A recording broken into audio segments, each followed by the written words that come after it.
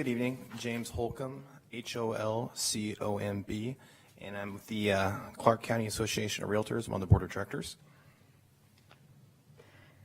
Good evening. Thank you for listening to our statement. My name is Joanne Johnston, Johnston. I am the executive for the Clark County Association of Realtors. We are here on behalf of our 1,700 members to express concern over the comprehensive plan's population projections. Affordable housing is an important issue not only to our members, but to the residents of Clark County.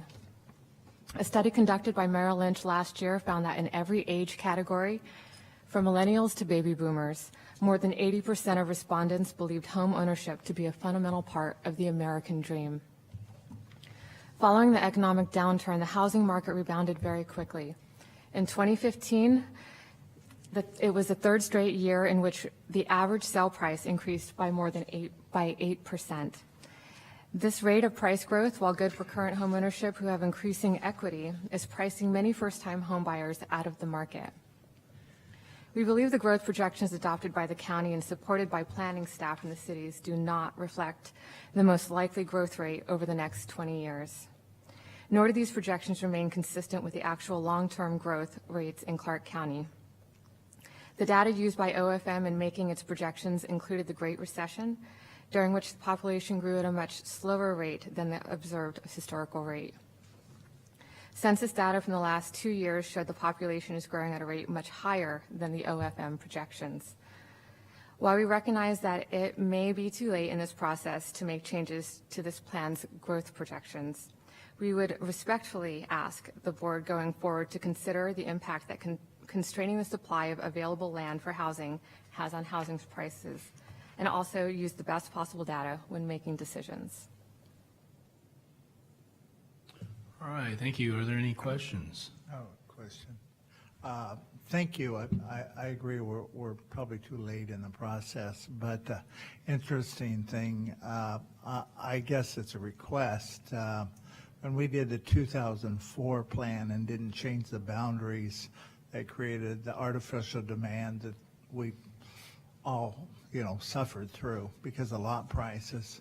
The question was when we really got to the 2007 plan, because it was going out of, probably skyrocketed by then, it was almost too late. So it would be helpful, I think, especially from the realtors, that we really take a, really keep an eye on them lot sales, because if we really need to work on this next year and do maybe an interim plan, we need to get on that before we let it get too far out of hand. So that'd be my request. We'd be more than happy to help. All right, any other questions?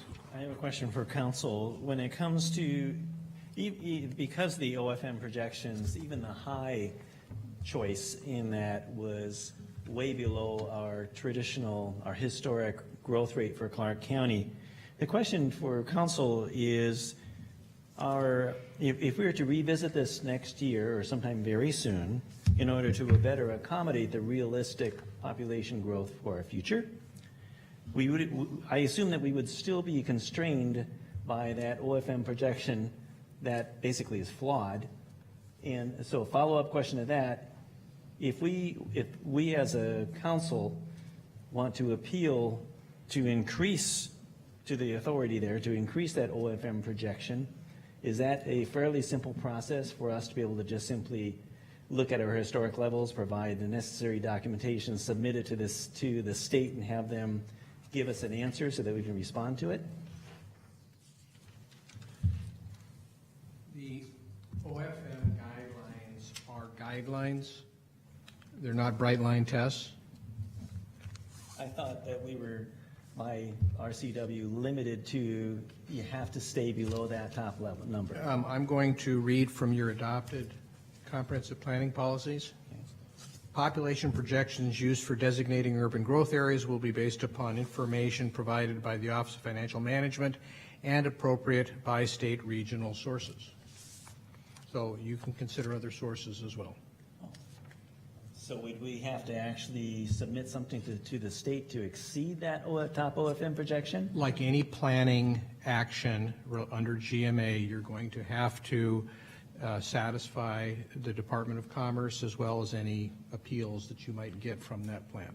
I'm just curious about the sequence. If that sequence, if we would to start the process, have to submit that in, get an okay from the Department of Commerce, or if we could just simply go through the whole process with a plan, submit it to Commerce at that point. All right, remember that you have an OFM forecast and you have your other estimates of population. You have already, how shall I say it, you've already employed alternative methods of evaluating the population demand for the next 20 years in the actions that the the County Council has taken and the Board of County Commissioners took in 2015 in setting population. I think you have adopted 3 different resolutions during the course of this planning process regarding your population forecast based upon different evaluations of data that you have received. If you vary substantially from OFM projections, you better be able to show your work. But you're not locked into that number. Great, okay, thank you. Any other questions? Yes, I had a question. Go ahead, Bill. You mentioned that the number that you feel the growth is going to occur over the next 20 years would be higher than shown in the adopted numbers so far. But do you have any specific numbers you would recommend? Because I think it's one thing to say one number is wrong. It probably most certainly is wrong, but it would be good to have a better estimate from your point of view. I can certainly give that to my Government Affairs Committee to give a better defined answer on that and have that to you in writing. Thank you.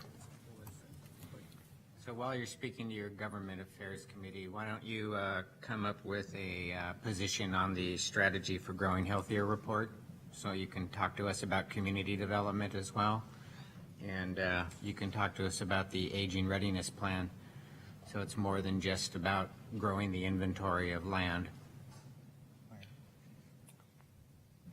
All right, any other questions? Okay, Mr. Holcomb, we need to take a break. I see you're signed up. Did you wish to come back after the break and testify? No. No, okay, great. Well, thank you for coming, and with that, we will take, is 10 minutes enough? We will take a 10-minute break, and then we will resume testimony.